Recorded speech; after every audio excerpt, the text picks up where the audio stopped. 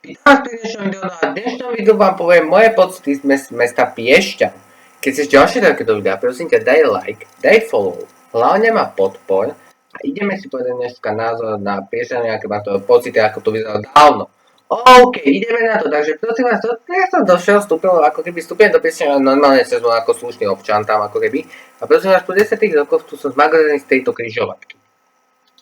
Križovatka tu jak vyzerala predtým, preboha. No, to vyzerá aj keby neviem čo, že ja som úplne z toho magor. A vždycky som si myslel, že to není takto. A pozrie sa takto na mape a úplne to inak vyzerá. Počkej, že počkaj, tak ale ten Colorado moc vyzerá menšie ako vyzerá teraz. Pozrite sa, aký malý je. A teraz? Pozrite sa, keby bol veľký, ako hovado. Čo? Počkej, to je jak... tak teraz som z toho trafený. Ten koladový most je malý jak hovado.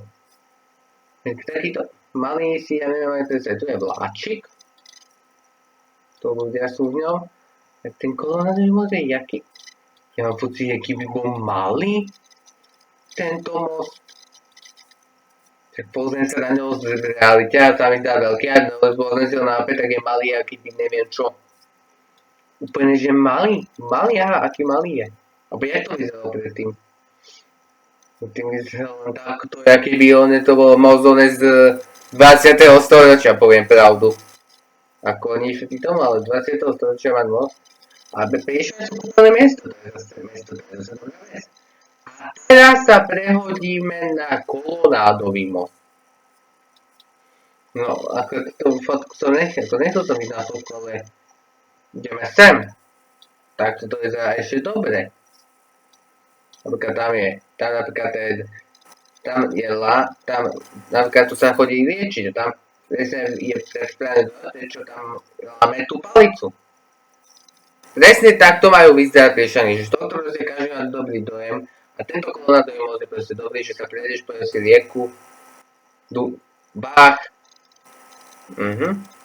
a pozrite sa na to. Takto prejdeš na tú stranu a potom si ako keby máš púšťať, ako keby sú v tých kúpeloch. No a 2012 to jasné, že vyzeral takisto. No, že tu ten Colorádový most sa ani podľa mňa nezmenil. No je to už asi 11 rokov. A proste Piešťany sú to kúpeľné mesto. To sa proste pokopiť dá. Ten Colorádový most je tam perfektný a ľúbi sa to tam. A prehoďme sa na druhú stranu teraz toho a tuto máme že 2013. Ja si ani tak Piešťany neviem na Vianoce predstaviť tam. Ja skôr Piešťany si je také letné. Zimné ani za Boha. No potom tuto máme také už len, že toto sa tu nedá predstaviť. Že zima Piešťan to sa pre mňa nie je predstaviteľná. A pozrite sa, napríklad máme leto a máme to tu pekné. Takýto hotel tu je. A proste ten hotel tu takto má byť. Proste Piešťany v zime si nedokážem vôbec že ja predstaviť. Ja si Piešťany viem predstaviť iba v lete. A na jar už také a toto ťahá niekam až na úplne že druhú stranu. Ťahá sa to na úplne druhú stranu a povieme si ďalšiu výhodu. Poďme sa pozrieť napríklad, že do mesta. No áno, toto je mesto. A tuto sa pozrie, že tuto je že most zaľúbený.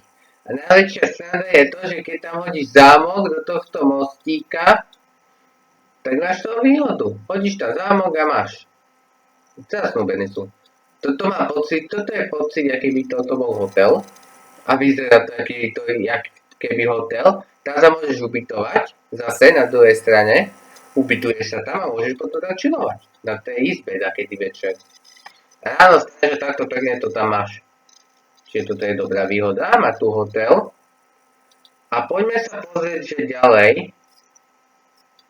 Toto je proste pekné. Leto. Kúpalisko tu, jaký vyzerá. Toto je už 2022.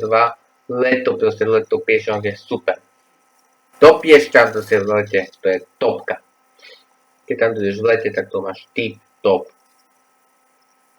Napríklad tam napríklad už je toto je ako keby pešia zóna a teraz sa presujeme smerom tam. Tuto už je to také, že tam sa blíži to. Tam sa blížiš tomu, že tam už máš napríklad, tuto vidíme aj decka, ako keby. A tuto pozrieš sa na to a tuto máš také, toto je taká oddychová zóna. Toto je taká oddychová zóna pre niektorých. Jak to vyzeralo predtým? Tu klasicky sa niečo zvedalo. Toto je taký pocit, že toto môže byť nateria na tú oddychovú zónu. Áno, je to tak. Buď na oddychovú zónu alebo na pôsobenie niečoho. Napríklad ráno sa na toto môžeme, že prídeš sem, tu máš ako pekný Alpark a tam bola výhoda vždycky, že tam si vždycky došiel na svojom autí, pekne autíčku a vždycky si ho mohol zaparkovať buď hore na sech alebo v tuneli, ale v Alparku zase by si mal nevýhodu, že musí sa tam potom trepať. A napríklad niekto tam bude, že do pol 10. večer a potom zistíme, no dojete, ale auto máme len tam. Takže potom môžeš mať, a keď ťa tam zavedú, nepustia ťa z toho Alparku, tak niečo môže sa otočiť a môžeš v tom auto spať. Áno. Tu by som asi chcel vyskúšať, že my by sme dali možno taký ďakočevač. Neviem, jak to vymyslíme. Tuto je najkrajšia marka a nedaleko tuto som videl aj, že pekáren Violeta. Áno, jasne, máme tu pekáren Violetu a pozrieme sa, čo tu bolo kedy dávno. No, tu bolo meso a podniková predajňa. No to meso už to ani neexistuje, keď sa však to už je dávno. A teraz vám ukážem, ktorým sa vždycky chodilo do tohto a musím to teda nájsť, lebo si to presne tuším, mne sa zdá, že to bolo, tuto to bolo, tuto sa schádzalo. Ne? Kde to zmizlo? No už si ja to moc nepamätám, kde to bolo. Tuto to není. A tu sa vchádza, áno. Tuto zachádzalo vždycky tam sa parkuje a vždycky takto bývalo. Ale, a potom keď si išiel vždycky vlakom, tak si sa musel repať celé nádory, tak a vlakovo, pamätaj teraz smerom vlakovej stanici. Vlaková stanica je úplne na konci, že si sa musel do centra trepať asi 2 km, alebo kilometre to je? Dobre, však 2 alebo kilometre, a pozrite sa na to. Vidíš, pozrite sa, stanica je niekde tuto až, ale nie je odbachnutá, takže stanicu dali na schvál nakoniec, aby to nemusel niekde trepať do centra mesta. Čo by tam nebolo? Co budeš len kúkať takto na piešťany, jak tam onej z vlaku? No, určite. To by nikto nekúkal ani. A teraz, tam je zastávka. Tuto sa už asi vstupuje. Ja som vždy veľakrát už išiel s Piešťan vlakom. Alebo do Piešťan vlakom. A pozrite sa tuto. Takto pekne to vymysleli pred Piešťanmi.